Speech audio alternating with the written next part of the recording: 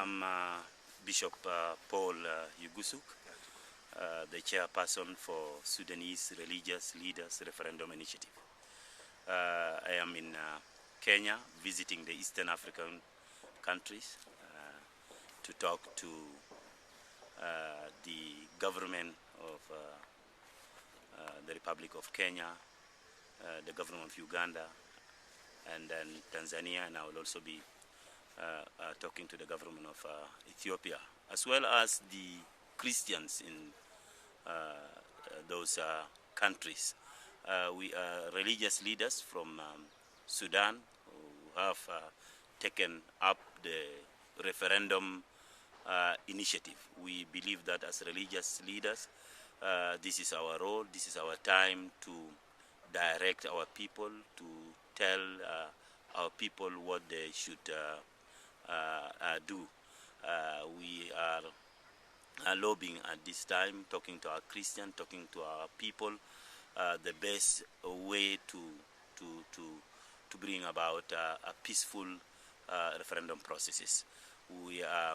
Our stand as Sudanese Religious Leaders Referendum Initiative is to ask our people to register. All of them should register. We are asking our people to register, not only to register, but to vote. And not only voting wisely, but to vote for the independence of Southern Sudan. I mean, for separation. CPA has given us option of either unity or secession, and we are all aware that unity has never been attractive. I don't want to take all our time to explain how the unity has not been attractive, but we are aware indeed that for the last 5 years or so, nothing has been done by the Khartoum government. So our people are left but to think of separation. Separation is the only option for the freedom of our people. You see, the whole thing about the referendum is not an individual choice. You know, we have been enslaved as a group, as a Southern Sudanese. We have been under bondage as people. We have been under oppression as people. And therefore, to vote for separation is not an individual decision. It's not like a referendum in Kenya whereby every individual has the right to vote for yes or no.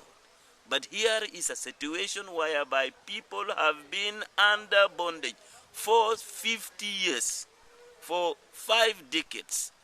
And now here is an opportunity for us to decide for our destiny as Southern Sudanese. And we are saying as religious leaders that indeed we have given all our hope for the unity of our people, but it has not worked.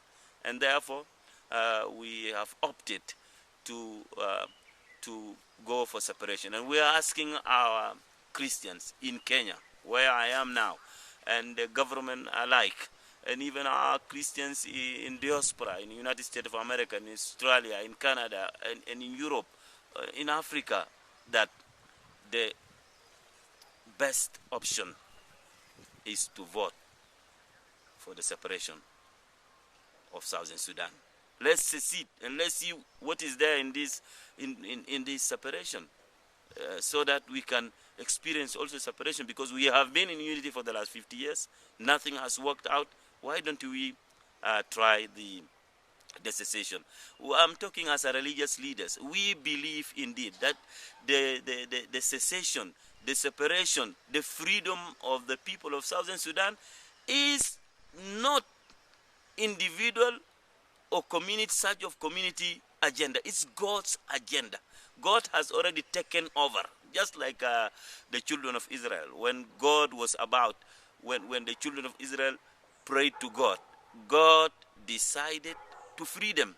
So God told Moses that you tell King Pharaoh that let my people go. Let them go. So it's God's agenda.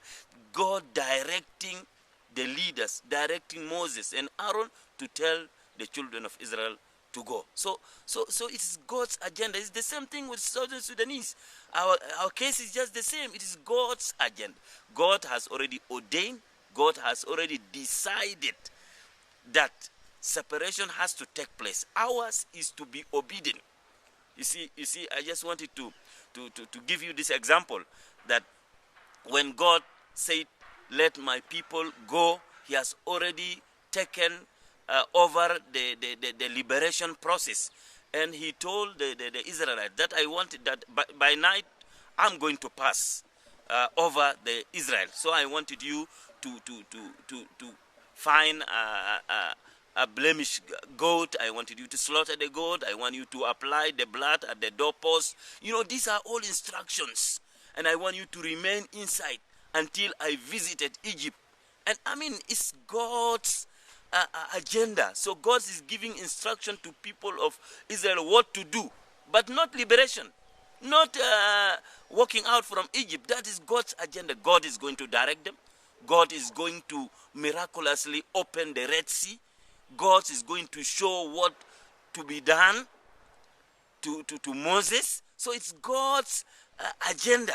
So God is telling us as Southern Sudanese that we have to secede.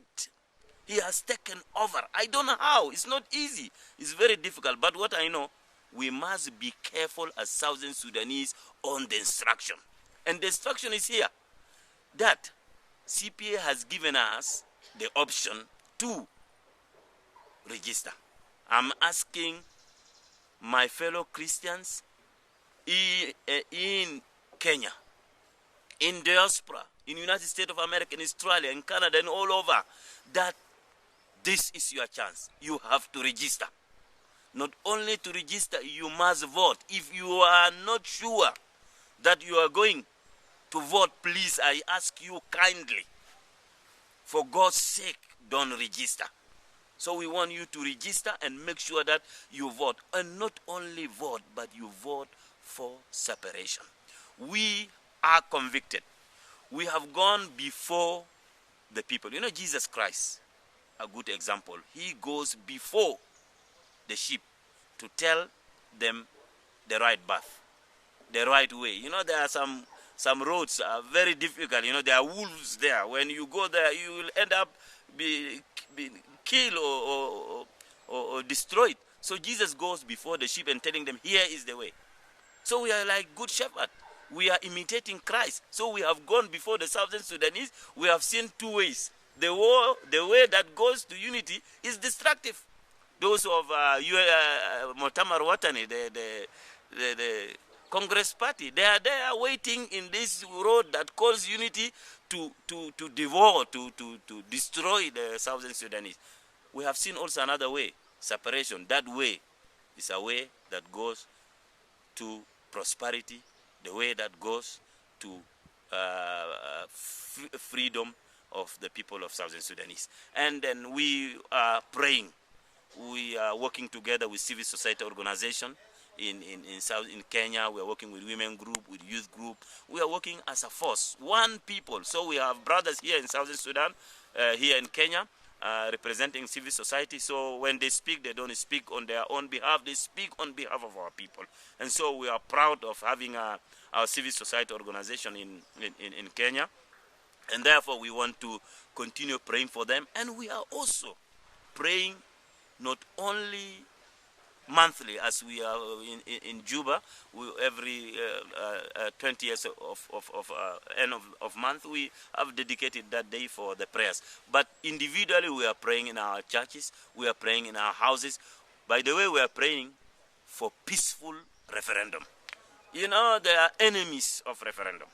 People who would like to see chaos, who would like to see that this referendum fails, just like you have had the statement of Babu Nimir yesterday, talking of Misiria, that if they are not given chance to vote, you know, they will set fire, they will fight. You know, these are statements, these are not joke. These are statements coming from leaders of Misiria. So these are statements from Congress Party. You see, from the National Congress Party. It's not only from Babu Nimir. This is a very serious statement, because we are advocating for peace. This CPA was brought as a result of negotiation, peaceful settlement. We don't talk of war, and we are not there to go back for war. We want to talk of peace, and therefore I want to ask the people of Messiria, leave Babo alone. He is not talking on your behalf for your good. So if he has been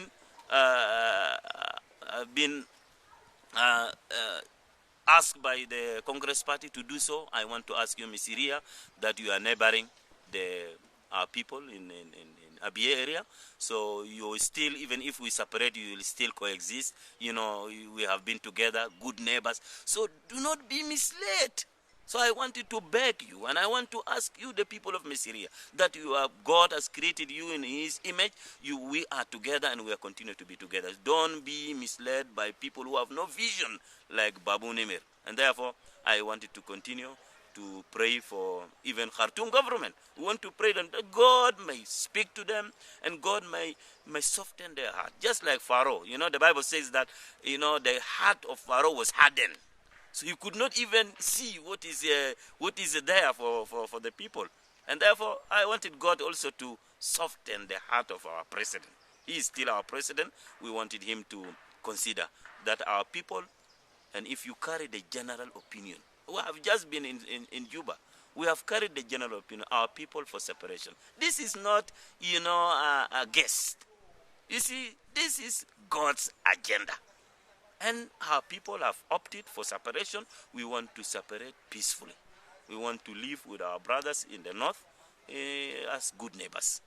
As we have also experienced good neighboring in neighborhood with Uganda, with Kenya, with Ethiopia, with Congo. We want to maintain that relationship as well as with the north. But if they opt, of course, we are not going to hold their hands not to fight. If they are going to fight, you know, our God is going to fight for us. We believe so. Once again, I wanted to thank my people, the Sudanese in Kenya, in diaspora, that they let them join hands together, let them vote for separation, so that they will go back to their country and begin to develop that country. I will be moving from here to other countries, and I hope that the Lord will lead me to speak. This is a time that we have to come boldly. You see, you cannot mislead our people. There is this say that, you see, vote wisely. There is nothing like that. There is no a ballot box that says vote wisely. There is either unity or separation. So you cannot mislead our people. It is our time to tell our people, you vote for separation. We are religious leaders. We have already seen the future of our people, and then we are telling our people to vote for separation. So thank you, and may God bless you.